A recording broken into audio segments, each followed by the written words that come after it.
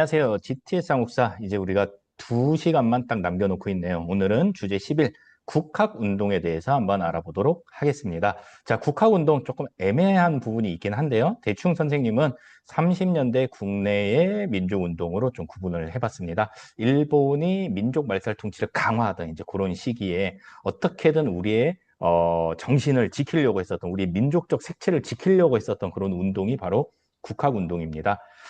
다른 말로는 민족문화수호운동이라고도 볼 수 있겠죠. 자, 오늘은 여러 가지 사학을 공부를 하게 됩니다. 사학, 역사학이라고 볼 수 있겠습니다. 자, 역사를 공부하는 이제 경향, 그거를 이제 사학이라고 하는데, 뭐 대표적으로 민족주의 사학, 사회경제사학, 그다음에 실증사학을 만나보게 될 겁니다. 각각의 대표적인 역사학자가 누가 있고 또 어떤 특징이 있는지를 여러분이 구분할 줄 알면 되겠습니다. 자, 국어 이야기도 빠질 수가 없겠죠. 조선어 연구회, 그리고 이 조선어 연구회가 나중에 조금 더 확대 개편이 된 게 조선어 학회인데, 이게 이제 오늘날의 한글 학회로도 이어지게 되죠. 어떤 차이점이 있는지, 어떤 활동을 했는지 여러분들이 찾으면 되겠습니다. 아까도 얘기했지만 민족문화 수호 운동, 요거 좀 다른 말로는 국학 운동, 우리나라스러운 것을 공부하는 그런 운동이다라고 보면 되겠습니다. 대표적으로 역사 연구와 국어 연구를 중심으로 좀 살펴보게 될 것이고요. 그 다음에 끝나기 전에 종교계의 동향까지도 간단하게 한번 종교별로 정리를 해보도록 하겠습니다. 자, 일본이 이렇게 주장을 합니다. 야, 너네 조선 역사를 우리가 공부를 해보니까 너네 역사는 있잖아. 중세 봉건 사회를 거치지 못하고 옛날에 고대에 정체되어 있어라고 주장을 합니다. 그게 바로 정체성론입니다. 정체성론. 기분이 좋은가요? 안 좋은가요? 안 좋죠. 그죠? 우리가 뭐 고대에 머물러 있습니까? 우리도 계속 발전을 하고 있는데요. 자, 또 주장을 합니다. 일본이 이렇게 주장을 한다는 거예요. 야, 너네 역사를 우리가 공부해 보니까 너네 스스로 뭔가를 한 건 하나도 없고 항상 외세에 의해서 뭐 옛날에는 중국에 의해서 뭐 발전을 하고 뭐 이렇게 영향을 받아서 타율적으로 발전해 온 역사더라 라면서 또 우리를 한 번 더 기분 나쁘게 합니다. 세 번째, 이게 끝이 아닙니다. 야, 우리가 또 니네 조선 역사를 공부해보니까 너네 맨날 당파 싸움하다 나라 망했지? 아이, 그게 니네 민족적인 특징이야. 민족 특이야. 이렇게 이제 우리를 또 한번 열받게 합니다. 이거 누구의 주장이라고요? 일본의 주장입니다. 일본이 왜 이런 주장을 했을까요? 그렇죠. 우리 역사를 깎아내리고 왜곡해가지고 패배감을 심어주려는 거예요. 그렇기 때문에 우리 말 잘 들어, 우리가 니네 발전시켜줄게, 이런 지배를 합리화하는 용도로 쓰려고 했었다라는 거예요. 이런 관점을 우리가 일본의 식민사관이라고 부릅니다. 식민사관, 식민지의 역사를 바라보는 관점이라는 뜻이지요. 자, 여기에 맞서서 이제 우리 역사학자들이 역사 연구를 하게 된다라는 이야기입니다. 뭐 대표적으로 이제 민족주의 사학이 있습니다. 이 민족주의 사학자들은 역사 연구가 곧 독립운동이다라고 생각했던 사람들이에요. 그래서 굉장히 열심히 역사 연구를 합니다. 관점을 가지고 민족주의적인 관점을 가지고 역사 연구를 했겠네요. 대표적인 두 인물이 신채호하고 박은식입니다. 신채호는 역사란 무엇인가? 아와 비아의 투쟁이다라고 주장을 합니다. 정의를 내린 거죠. 아는 나라는 뜻이에요. 나. 그다음에 비아는 나 아닌 것, 나와 나 아닌 것의 투쟁이 역사다라고 이제 주장을 했던 사람이 신채호입니다. 독사신론이라는 글을 일제강점기 직전에 좀 이렇게 연재를 하기도 했었고, 일제강점기 들어서는 조선 상고사, 그다음에 조선사 연구초라는 그런 책을 저술하기도 합니다. 한편 박은식은 이렇게 주장을 합니다. 나라는 형이요, 역사는 국혼이다. 이렇게 이제 주장을 합니다. 나라는 형, 브라더를 의미하는 거 아닌 건 알고 있죠? 자, 형체, 하드웨어라는 거예요. 껍데기. 그 다음에 역사라는 건 뭐냐면은 소프트웨어죠. 영혼, 나라의 혼이다. 이렇게 생각을 한 거예요. 그래서 이 박은식의 말에 의하면 우리가 지금은 나라를 빼앗겨서 형은 없지만 역사라도 잘 지켜서 우리 혼을 잘 간직하고 있으면 언제든지 우리는 형을 다시 찾을 수 있다라고 이제 주장을 할 수 있게 되겠죠. 자, 박은식 하면은 국혼 또는 혼을 강조했다라고 알아두면 되겠습니다.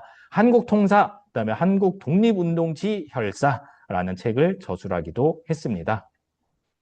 사회경제사학을 좀 살펴볼게요. 자, 사회경제사학자들은 이렇게 주장을 합니다. 역사란 과학이다. 여러분, 과학의 가장 큰 특징이 뭐죠? 그렇죠. 동일한 조건에서 동일한 실험을 하면 항상 동일한 결과가 나옵니다. 왜?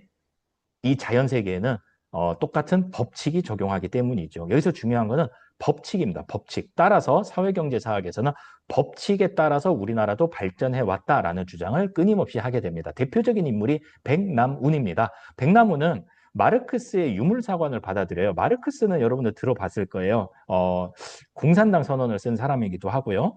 이 공산주의 사상의 아버지라고 볼 수 있습니다. 이 사람이 역사란 어떻게 발전하는가를 가지고 여러 가지 이제 주장을 하게 되는데 옛날에 고대는 노예제 사회다. 그다음에 중세는 농노 사회다. 그다음에 근대는 자본주의 사회고 그 다음에 이제 현대로 넘어오게 되면 그게 바로 공산 사회다라고 이제 주장을 한 것이 마르크스의 유물사관이에요. 여기서 뭐 사상을 따지자는 건 아니고 백남훈이 집중했던 건 어떤 거냐면은 각 시기마다 발전 단계에 따라서 그 법칙에 따라서 모든 나라들의 역사가 발전하고 있구나라는 거를 발견해서 요거를 이 개념을 가지고 옵니다. 우리나라 역사에. 그래서 우리나라도 역시 그 법칙에 따라서 똑같은 법칙에 따라서 발전하고 있다. 세계 보편 법칙에 따라서 우리나라도 발전하고 있어요. 이 주장을 하게 됩니다. 자, 그러면서 조선사회경제사라는 책을 통해서 일본의 식민사관 중에서 야, 너네 아직 고대에 머물러 있어 라는 정체성론을 비판하기도 합니다. 머물러 있어. 야, 무슨 소리야. 우리도 세계 보편 법칙에 따라서 발전하고 있어. 이렇게 이제 반박을 하게 된다라는 겁니다. 마지막으로 실증사학입니다. 이 사람들은 역사란 사실이다 라고 주장했던 사람입니다. 가장 우리에게 친숙한 그런 이제 개념이라고 볼 수 있겠죠. 대표적인 인물이 이병도, 손진태 같은 분들이고요. 이 사람들이 이제 진단학회라는 학회를 만들어서 역사 연구를 합니다. 랑케라는 역사학자 들어봤습니까? 랑케? 네, 랑케는 오직 역사가는 사실로 말할 역사로 하여금 사실만 말하게 해야 된다. 뭐 이런 비슷한 말을 해요. 그러니까 역사의 사실성을 굉장히 강조했던 그런 사학자인데요. 그러다 보니까 이 실증사학도 역시 객관적 연구를 상당히 중시합니다. 여러분, 실증사학할 때 실증, 실제로 증명한다. 뭐 이런 뜻이거든요.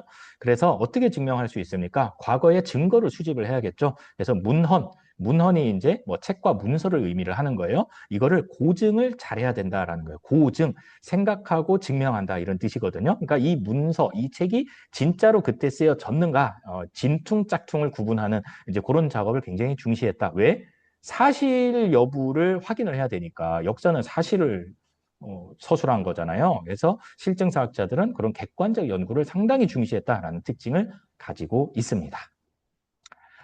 자, 일제강점기예요. 자, 3, 40년대로 갈수록 일본어 사용하고 한국어는 쓰지 마라고 이제 탄압을 하게 됩니다. 여기에 맞서서 여러 이제 국어학자들이 국어 연구를 하게 됩니다. 1921년도에는 조선어 연구회가 조직이 됩니다. 가갸나를 제정합니다. 가갸, 거겨 할 때 그 가갸예요. 요게 이제 한글날의 기원이 됩니다. 그리고 한글이라는 제목의 잡지를 발행하기도 했고요. 요게 이제 31년도 딱 10년 후에 조선어 학회로 조금 더 전문성을 띈 단체로 이제 확대 개편이 됩니다. 그래서 우리가 지금 중구난방 쓰고 있는 이 말들을 좀 정리를 해야겠다라고 생각을 하고 한글 맞춤법 통일안을 제정을 하고요.